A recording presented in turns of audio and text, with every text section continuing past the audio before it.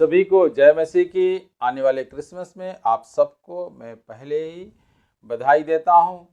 लेकिन आज हमें ये जानना जरूरी है कि हम क्रिसमस क्यों मनाते हैं, क्रिसमस का असल मीनिंग क्या है। एक एक इसे आप इस वीडियो को एक संदेश के रूप में आप ले सकते हैं और अपने जीवन में आप इसमें इम्प्लीमेंट कर सकते हैं और आप दूसरों को भी ये बता सकते हैं कि हमारा क्रिसमस किस कारण से हम मनाते हैं। तो ये जानने के लिए हम उत्पत्ति की किताब जब पढ़ेंगे, परमेश्वर ने आदम और हव्वा को बनाया और बनाने के बाद सब कुछ बनाने के बाद आदम और हव्वा को बनाने के बाद आदम को बहुत सारा राइट्स दिया। उसके बाद संसार के हर चीज बना के उसके सामने प्रस्तुत किया। मैं काफी सरल भाषा में इसे आप लोगों को समझाने का कोशिश करूंगा कि आपको समझ सके। जो नहीं भी जानता हो क्रिसमस के बारे में, यीशु मसीह के बारे में, वो समझ सके। इसलिए मैं एक नॉर्मल लैंग्वेज में ही आपको समझाऊंगा। आप प्रयास कीजिएगा वीडियो में बने रहें। तो आदम को परमेश्वर ने सब कुछ बना के दिखाया, लेकिन आदम उससे खुश नहीं हुआ। उसके बाद आदम को परमेश्वर ने कुछ राइट्स दिया। वो राइट्स क्या था? पहला राइट्स आदम को दिया कि बहुत सारे जीव जंतु का नाम, फल फूल का नाम खुद अपने आप से रखे। और उन्होंने, आदम ने जिस जो जो चाहा उस नाम से उसे पुकारा गया और उनका नाम पड़ा। फिर भी उसमें भी परमेश्वर देखा कि वो खुश नहीं है। उसके साथ में आप लोग जानते हैं कि हव्वा को बनाया, आदम से ही हव्वा को बनाया। लेकिन हव्वा से बनाने से पहले आदम को यह बोला कि इस गार्डन का, ईड गार्डन की, इस वाटिका की हर फ्रूट्स, हर चीज को आप एंजॉय कर सकते हैं यहाँ कि कोई रोक टोक नहीं। लेकिन इसमें एक जो वृक्ष है वो ज्ञान की वृक्ष है, जिसे आप नहीं खा सकते। आप खाओगे तो तुम मर जाओगे। एक्चुअली वो इतना डेंजरस एक चीज है कि आप उसे खाओगे तो मर जाओगे, यानी कि सत्य का ज्ञान हो जाएगा, इसलिए उसे मत खाना। किसके साथ वाचा बांधा? परमेश्वर ने आदम के साथ वाचा बांधा। आदम ने माना, ठीक है, और आदम ने उससे नहीं खाया। बाकी सब कुछ खाता था, घूमता था, फिरता था, सब कुछ करता था, लेकिन उसे नहीं खाता था। लेकिन उसके बावजूद भी जब परमेश्वर जो विजिट करता था आदम से, तो वो देखा कि आदम खुश नहीं है, उदास रहता है। मेरी हर चीज बनाने के बावजूद भी उदास है। तो उसने एक आदम से ही एक हव्वा को बनाया, जिसके उसी के रूप के, उसके उसी से मेल खाने वाला एक व्यक्ति बनाया और उसका स्त्री बनाया और उसे आदम नाम दिया गया। और आदम उसे काफी खुश हुआ। उसके बाद ये दोनों वहां रहे। इस रहते वक्त आदम ने हव्वा से कहा कि यहाँ का कुछ व्यवस्था है, ये गार्डन है, ये ऐसा है, परमेश्वर ने हमें बनाया है, लेकिन परमेश्वर ने मुझे बताया है कि इस वृक्ष का फल नहीं खाना वरना हम मर जाएंगे, इसलिए तुम भी मत खाना ऐसे कभी भी। आदम को आदम ने हव्वा को इस तरह समझाया। लेकिन सांप ने जब भेष बदल के आकर हव्वा से कहा कि इस वृक्ष का फल तुम्हें मालूम है, तुम्हें क्यों नहीं खाने के लिए बताया? क्योंकि तुम इसे खाओगे तुम परमेश्वर जैसे बन जाओगे। तो हव्वा ने बगैर सोचे उसे तोड़ लिया, तोड़ के खुद तो खाया और आदम को भी खिलाया। आदम को खिलाया जैसे, तो उन्हें सत्य का ज्ञान हुआ कि वो कपड़े में नहीं है, सच्चाई क्या है जानने लगे। तो परमेश्वर ने आके आदम से पूछा, हव्वा से नहीं पूछा, आदम से पूछा कि क्या तूने इस वृक्ष का फल खाया है? तो बता, हाँ हाँ मैंने खाया है, हव्वा ने मुझे खिलाया है। लेकिन यहाँ सोचने वाली एक बात है कि परमेश्वर ने तो आज्ञा किसको दी थी? आदम को दी थी कि आदम इसे मत खाना। आदम का कर्तव्य बनता था, अगर हव्वा खा भी लिया हो आदम को नहीं खाना चाहिए था।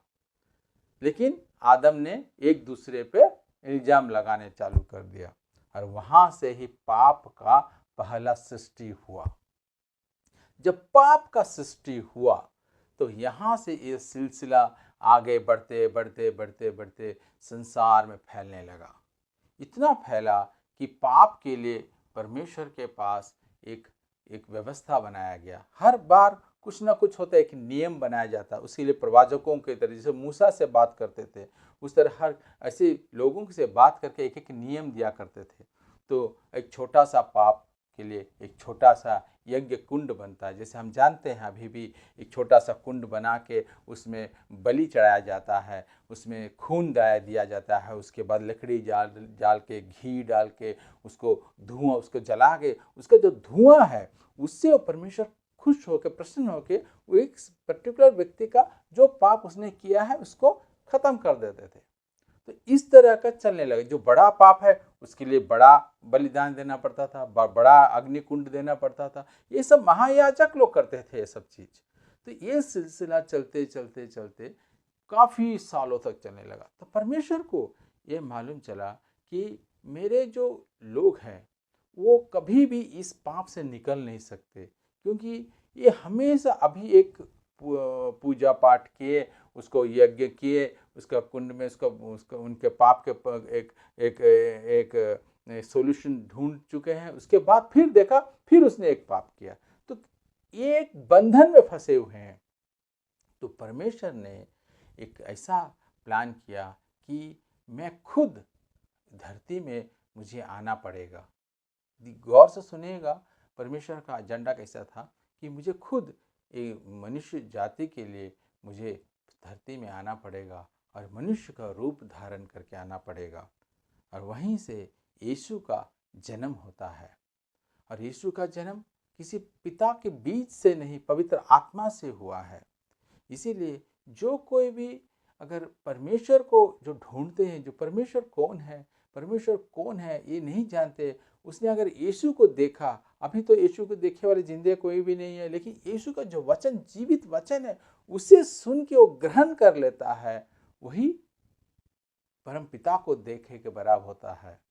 इसीलिए यीशु मसीह में जो उद्धार है वो हमें मिलता है। और जब उस वक्त जब यीशु मसीह का जन्म हुआ तो वहाँ से राजाओं को मालूम चला कि बहुत एस्ट्रोलॉजर सब आके पूछे कि यीशु का इसे पूरब दिशा में एक तारा चमक रहा है, वहाँ पर एक हमारा उद्धारकर्ता का जन्म हुआ है। तो वो राजा को मालूम चल गया कि इसमें कुछ बात है। इसीलिए परमेश्वर ने अपने आप को मनुष्य का रूप धारण करने का एक निर्णय लिया और एक छोटी सी बच्चे जिस तरह धरती में जन्म लेते हैं, माता मरियम के पेट में गर्भवती होके परमेश्वर को जन्म दिया। जन्म लेने के बाद उन्होंने अपना सुसमाचार लोगों तक सुनाया कि पाप मत करो, मन फिराओ। और एक यज्ञ, जिस तरह हम लोग हमारे पाप के लिए जो यज्ञ देते थे, वो अपने आप को क्रूस में अपना लहू बहाया और हमारे पापों के लिए हमेशा के लिए एक बलिदान दिया, जिससे कि हम छुटकारा पा सके। और कोई भी इसमें विश्वास किया है वो सभी छुटकारा पाए हैं। हमारे क्रिसमस में हम सब बहुत लोगों को इनवाइट करते हैं अपने घर में। कुछ लोग आते हैं, कुछ लोग नहीं आते हैं, वो उनका अपना चॉइस है, आए ना आए। लेकिन जो भी ये परमेश्वर का वचन सुन लेता है वो सचमुच वो उद्धार पा जाता है। तो आप ये ना समझें कि एक यीशु मसीह जन्म लिया है। एक व्यक्ति के लिए जब वो परमेश्वर का वचन सुनता है, उसके मन में, उसके हृदय में यीशु मसीह उसी दिन जन्म ले लेता है। इसीलिए कोई साल का एक पर्टिकुलर डे आप क्रिसमस बोल के इतना मत मनाइए, क्योंकि कारण ये है कि आप अगर 25 दिसंबर को ही आप क्रिसमस मनाएंगे तो साल के बाकी दिन आप पूरा सोते रहेंगे, आप नहीं जागोगे। हमारे जीवन में रोज़ क्रिसमस होना चाहिए, रोज़ परमेश्वर हमसे बातें करना चाहिए। इसीलिए मैं एक छोटी सी संदेश आप लोगों को देना चाहता हूँ कि आपके क्रिसमस आपके जीवन में हमेशा के लिए बनी रहे। एक परमेश्वर का जो संदेश यीशु मसीह ने दिया है लोगों तक को पहुँचाए कि यीशु मसीह हमारा जीवित परमेश्वर है। सभी को जय मसीह की।